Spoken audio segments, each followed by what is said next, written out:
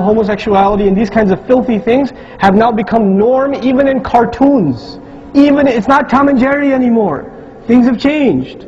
Things have changed. We have to be aware of what's going on, what our children are watching, the kinds of language they're using, the things they find normal, the things that have just become part of life. And you know, when you come to the masjid and you see people with beards and making salah and they're talking in a certain way, do your children see more of that, or do they see the real world more? What the children see more is what they define as normal. So to your kids, in their head, this isn't normal. That's normal, and that's a problem. That's the real problem. They don't see this as normal. They see the outside world as normal. How do we change that for our children? How do we make this change happen for our children? This is really what I want to first be aware of this problem, and then let's talk about how to address this problem. What did I say the number one catastrophe for our children is? They have no one to talk to. They have no one to talk to. When your child goes to public school and sees a boy and a girl together, or some girl comes up to your boy and says, you want to go to the prom, or we're getting together at this restaurant, you want to come with me, you're kind of cute. This happens to your 5th grader. This happens to your 7th grader. Your girl, your boy, it happens to them. Are they going to come home and talk to you about it? No. Hey dad, this girl told me I'm cute. What? Is this why we brought you to America?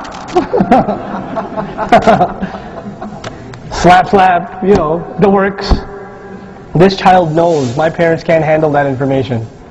So he's got to talk to someone about it. Guess who he's going to talk to? He's going to talk to his friends. And if he's going to public school, are his friends Muslim or non-Muslim? They're non-Muslim, so when he talks to his non-Muslim friends, what kind of advice is he going to get? Muslim advice or non-Muslim advice? Non-Muslim advice. Go for it, man. That's what he's going to get. And now your children are confiding in their friends and not in you because you're too strict. You don't talk to them. You don't open that door for them. Because you're used to having that authority that your father had on you, but that was back home. This is here, man. This is different. It doesn't work like that. We have to befriend our children. We have to let them open up to us. And this is a problem even for me. I'm a father of 3 daughters, right? And I'm a protective father. So when my daughter was in preschool, there was a boy that sat next to her, and she came home and said, Hamza sat next to me today. And we colored together. And I said, what? And my wife looked at me and said, just leave. I'll talk to her. You leave. Because if I show anger now, then she'll know my dad doesn't like hearing about Hamza. So, next time Hamza does something or says something, is she going to tell me? No. So I've actually chopped off my own foot when I said that. I have to learn how to deal with these things. It takes a little bit of tactics. It takes a little bit of patience to deal with our children. We put them here. It's not their fault. We put them here. We put them in that school. We put them in that environment. They didn't ask for it. We put them there. So if they're exposed to bad things, whose fault is it? Ours. So we have to take a little bit of responsibility and not just say, oh, how dare you say this, or how dare you learn that word. Well, you put me in that school. You put me in that situation. You let me watch that movie. You didn't ask what friends I have and where they live and who their parents are and what we do when we get together. You didn't ask. That's your problem. So open up the doors of communication for your children. Open up those doors. Open them now before it's too late. Really, open them now before it's too late. Too many of our children have rebelled from their homes. Too many of our daughters have run away with boyfriends. Too many. Too many. And I know it's ugly to hear, but it's our reality. We have to face it. Too many of our sons have illicit relationships. This is a sick reality. We have to deal with this. And we can't just cry about it, we have to deal with it. So this is the first thing, open up the doors of communication with your children. The second thing, for your teenage children, I give you the example of Yaqub alayhi salam. We said he's a wonderful father. Did his sons do something really messed up? They did. What did they do? You remember? They took his son, kidnapped him, dropped him in a ditch in the middle of the woods, and came back with a shirt with false blood on it. Did he know they were lying? Okay, so now here's a situation. There's some young sons, and here's a father. The father knows they did something horribly wrong. Does he say, you scum, you better go back and get that? Do you find any of that? What do you find? فَصَبْرٌ جَمِيلٌ. When I hear that response, I say, what kind of dad is he? Why didn't he yell at them? Why didn't he, you know why? Because he's an ingenious father.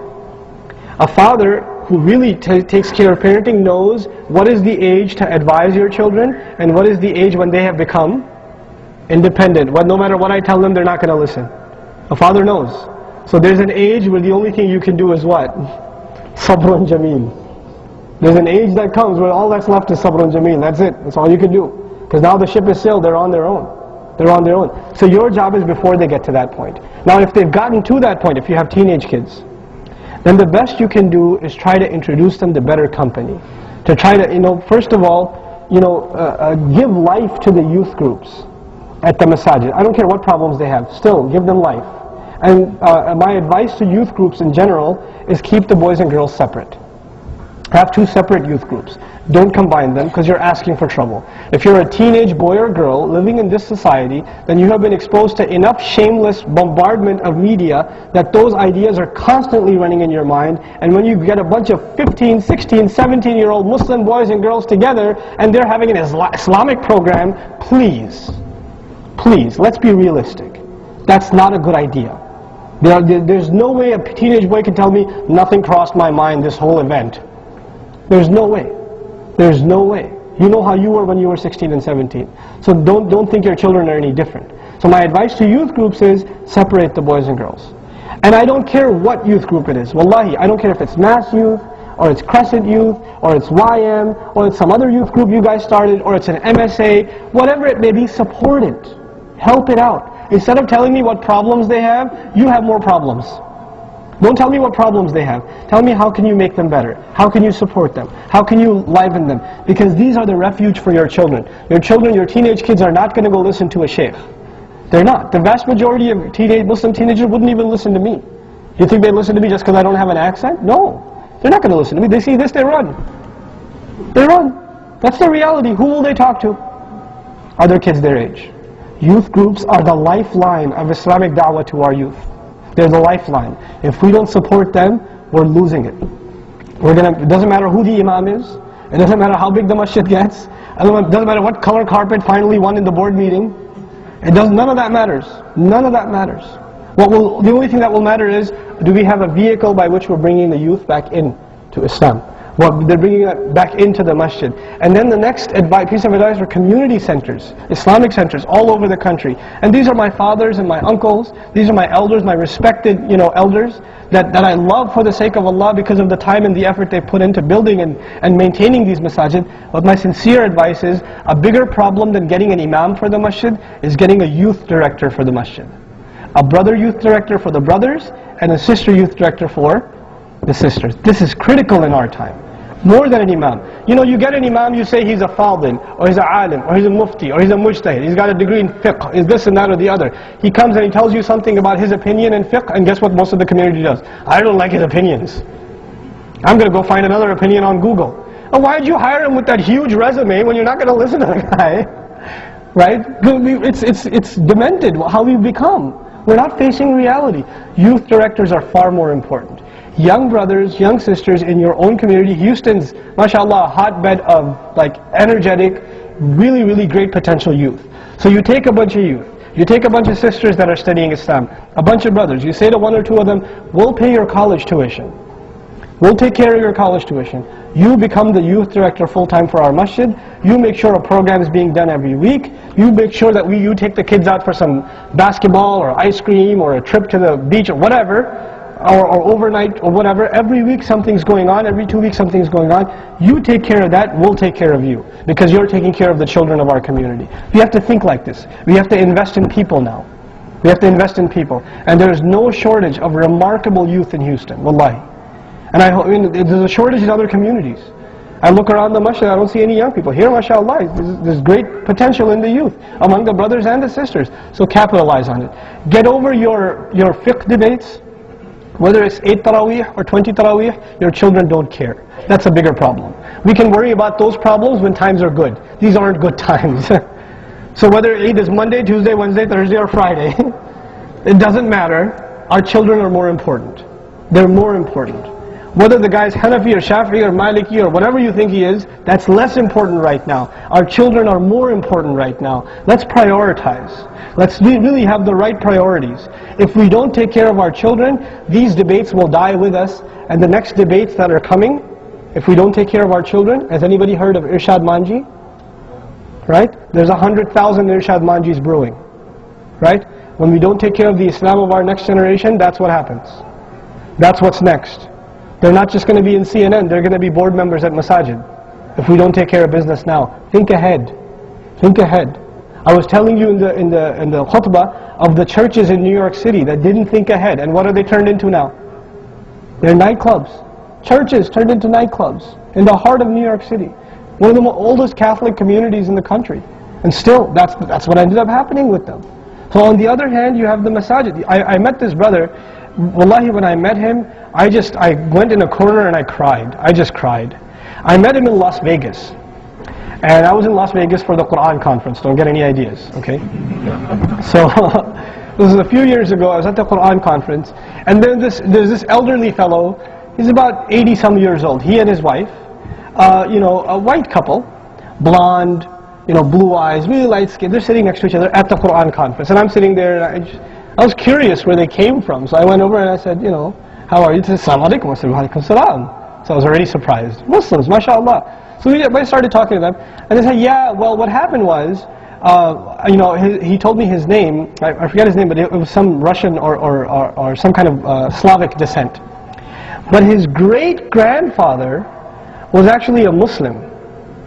And their family came to the United States some 150 years ago. And in 2 generations they lost Islam. Right? And then they were raised as just another Christian family. And he was doing research on his family tree. So he dug up some stuff in his attic and found out that his great-grandfather was actually a scholar of Islam. And then he started looking into Islam, and he found truth in it and took the Shahada, reviving his great-grandfather's tradition, and his wife came to Islam too, and then they live in Massachusetts somewhere. So they decide they're going to buy a Humvee, and they're going to travel the entire country, stopping at every masjid they find. SubhanAllah, and they were in Vegas at that point. SubhanAllah. But Allah guided these people, Allah had written that for them. But that alim that who came to the US, do you think he intended that his children would lose Islam one day? He didn't. And he didn't think that was a problem maybe. Just like we think it's not, you're making a big deal out of nothing. If you could just see 50 years in advance, if you could just see 50 years in advance. The last thing I'll share with you, inshallah, and we'll open it up to some discussion we can have together, bi'idhnillah, is a social statistic. This a social statistic was conducted by sociologists about the Orthodox Jewish community in the East Coast of the United States. In New York and other places like Massachusetts, the Jewish community, the Orthodox Jewish community is very strong, right? Some parts of Brooklyn you feel like you're driving in Tel Aviv, right? That's how it feels. So now, in that strong Jewish community, the sociological analysis was, in 60 years, there will be no Hasidic Jews in New York. In 60 years. That's not a long time. And they're far more organized than we are. And they have far more infrastructure and yeshiva institute. I used to live in Forest Hills, and in a 13 block street, there's like 6 synagogues. So they're very organized. And they have infrastructure, right? And the claim is, they're losing their youth. And in 60 years, there won't be any left. They're going to lose their orthodoxy, their traditional Judaism. They're going to lose it in this country. That's the claim that's being made, subhanAllah. And that's a community that's much older than we are, and much more organized than we are, and much better funded than we are, because riba is not a problem. Right? But on our side, subhanAllah, we have much less resources. We only have tawakkul in Allah. Again, I started with it, I end with it. Don't underestimate the power of dua. Do not